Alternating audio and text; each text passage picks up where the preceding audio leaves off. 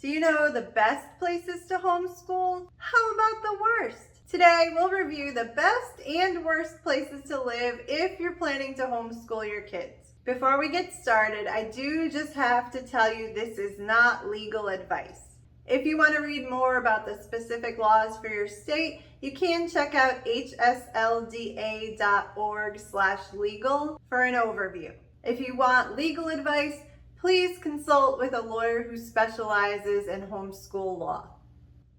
Okay, now that we've gotten that out of the way, let's start with the best places to homeschool. First is Texas. In Texas, homeschools are considered private schools, so there are not really any specific laws regarding homeschooling, which makes it a great state to live in if you want to homeschool. Just make sure you're teaching the required subjects using some form of written curriculum, and online homeschooling programs do count as written curriculum. And that's it. You don't need to notify the school board or have any interaction with them whatsoever, unless they contact you directly to ask where your child is enrolled. If that happens, a simple letter assuring that your child is being legally taught at home is all you need. So there is a lot of freedom in Texas for homeschool families. Next is Iowa.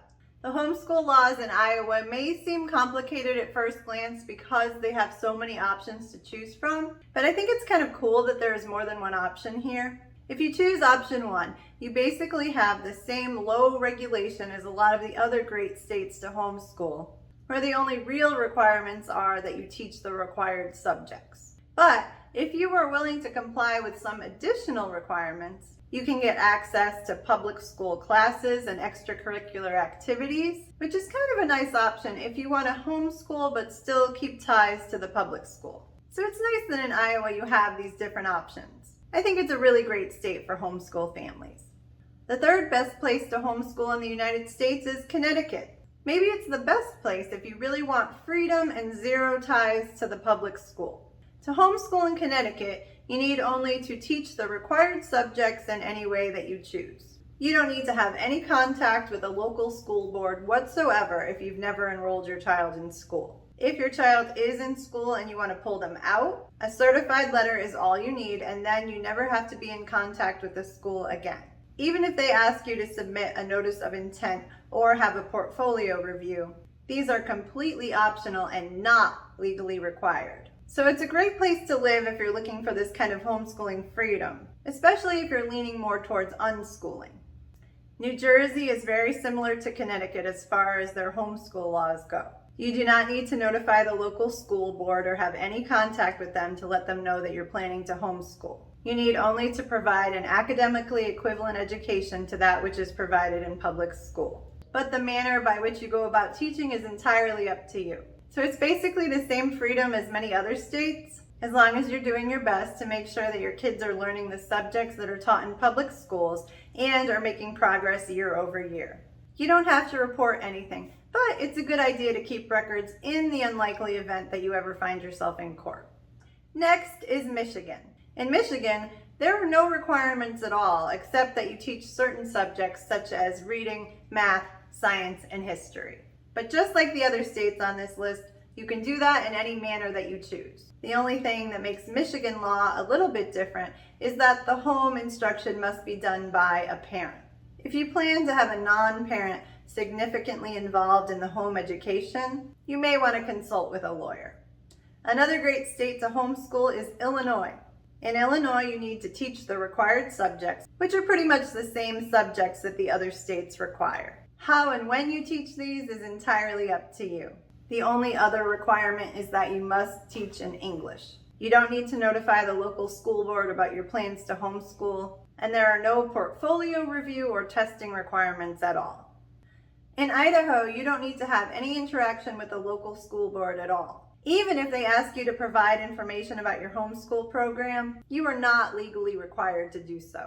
You can teach your children yourself or select another instructor of your choice, which can be really anyone at all. Other than that, you just need to teach the subjects that are usually taught in the public schools in Idaho.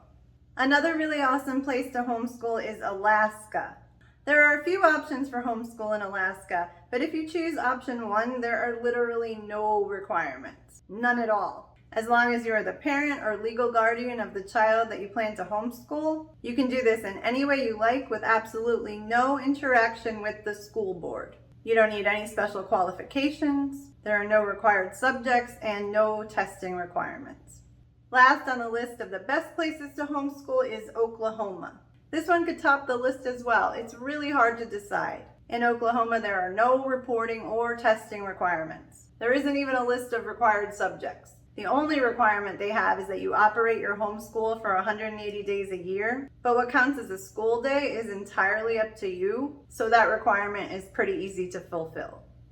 Okay, so we've covered the best places to homeschool your kids if you live in the United States. Now let's talk about the worst places. These are the places that make homeschooling a lot more difficult. The first is Massachusetts. In Massachusetts, the requirements vary from school district to school district. You must notify the school district where you live and get approval before you begin homeschooling. This applies whether your child has not yet been enrolled in public school or whether you intend to withdraw them. You can't just pull them out of school and begin homeschooling without approval, or your child will be considered truant from school. Once approved, you will likely need to file an annual notice to continue homeschooling. You will also need to comply with any additional requirements from the superintendent. If you want to homeschool in Pennsylvania, you will need at least a high school diploma or GED. You will need to file yearly notices with the local superintendent, which should include information such as an outline of educational objectives and immunization records. You will need to teach for 180 days a year and at least 900 hours a year for elementary school and 990 hours a year for grades 7 through 12. They have a long list of required courses, and you must maintain a portfolio and have your child complete standardized testing. The portfolio must be evaluated annually by a qualified evaluator. Another state that makes homeschooling difficult is New York. In New York, you must submit an annual notice of intent to homeschool by July 1st of each year, or within 14 days of establishing a new homeschool program. You must also submit a yearly home instruction plan, which should include information such as your curriculum materials, plan of instruction, and child's basic information. You must maintain attendance records and teach a required 180 days a year and 900 hours for grades 1 through 6 and 990 hours for grades 7 through 12. You must also file quarterly reports and complete annual assessments. In Washington State, you must meet certain teaching qualifications in order to homeschool your child. You must also file an annual notice of intent to homeschool. You will need to teach for 180 days or an average of 1,000 hours a year and include the required subjects. You will also need to conduct annual assessments. Just like in Massachusetts, if you plan to homeschool in Rhode Island, you will need approval first from the local school committee.